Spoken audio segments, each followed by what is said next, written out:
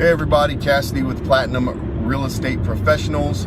Out here on Saturday morning grinding because it's a difficult market out there, man. And you know what?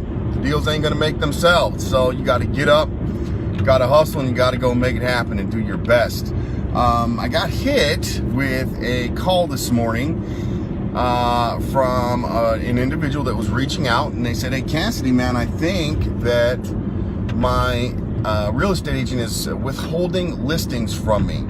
And as much as I would love to say, you know what, you're right, you should work with me instead, you know, I gotta shoot them straight and tell you, I can say with 99.9% surety, your agent is not withholding listings from you. It would not behoove them, it would not behoove you, it just doesn't make sense. As a matter of fact, anyone that's ever done a real estate transaction in the state of Nevada with a real estate licensee has filled out a form required by the state of Nevada, and that's called a duties owed.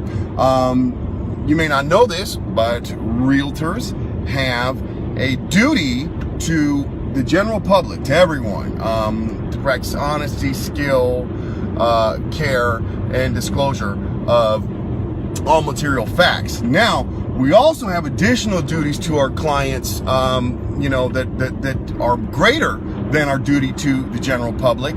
And those duties include, you know, in addition to confidentiality and accounting for any monies, one of those things is to disclose all offers. And technically, a listing is an offer. It's, you know, we you know, it's funny. We say, oh well, let's write up an offer, and we fill out an RPA. But technically, the listing in itself is truly an offer to the general public, saying, hey, world, I'm willing to sell this piece of real estate for X amount of dollars. What do you think?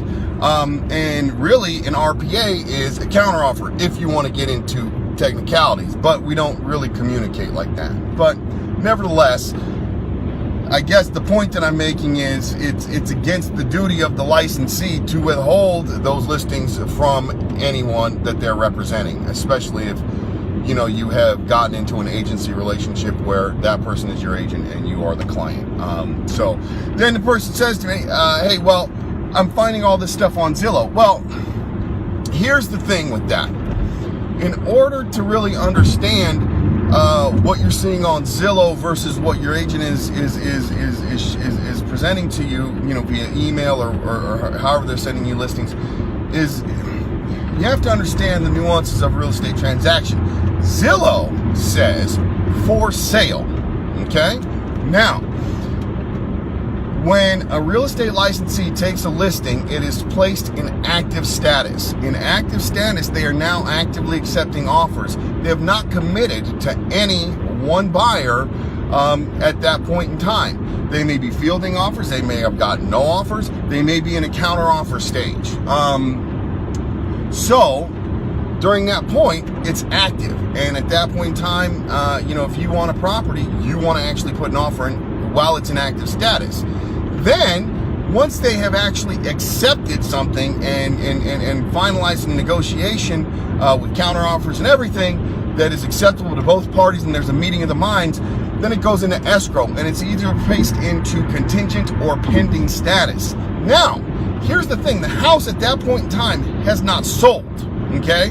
So it's still technically for sale. However, the seller cannot at this point in time engage in another contract because they have a duty to perform in the contract that they've already filled out. So Zillow still has things that are in contingent and pending status as for sale. Hence, they still show up as for sale on these other sites. And that's actually accurate. But at that point in time, they may be contingent or pending, which means that they actually cannot get into another negotiation and make a deal with you. A lot of times a listing agent may accept a backup offer to put on hold in case their current deal falls out.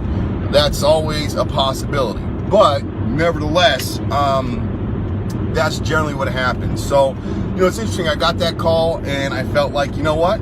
This is something that I know, and maybe some folks don't know, so I wanted to share it with them. So happy St. Patrick's Day. Enjoy your day, and I'll see you later, guys. Bye-bye.